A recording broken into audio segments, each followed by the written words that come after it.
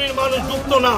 এটা women made বন্যা, ওখানকার এমএলএ দায়ী, রাজ্য প্রশাসন দায়ী, রাজ্যের সেচ মন্ত্রী দায়ী।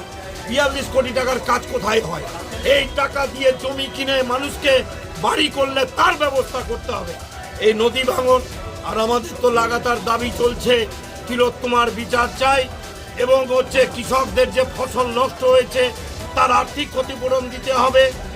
হাজার হাজার বিঘা জমির ফসল নষ্ট হয়েছে, রবি শস্যের জন্য তাদের বিনা পয়সায় সার বীজ এগুলো দিতে হবে। যাদের বাড়ি ভেঙেছে আর্থিক ক্ষতিপূরণ দিতে হবে।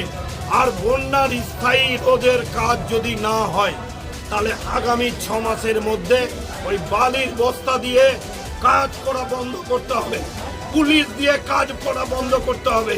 আর যদি যেভাবে কামালতিপুরে করতে গেছিল মহিলারা ঝাঁটা পিটিয়ে তাড়িয়েছে ইঞ্জিনিয়ারদের, ভুতরিতেও তাই করেছে, এরকম প্রশাসনকে উপস্থিত থাকতে হবে মোকাবিলা।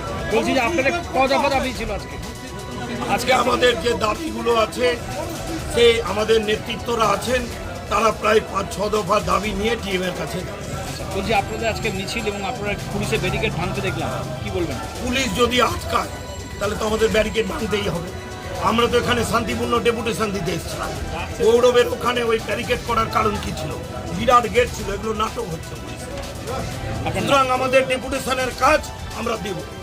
কাজ হয়নি 42 কোটি টাকা? না, 42 কোটি টাকার কাজ, টাকা মাটি টাকা বালির বস্তাতে ভরে 9 টাকা বিল হয়, 64 টাকা তোলে।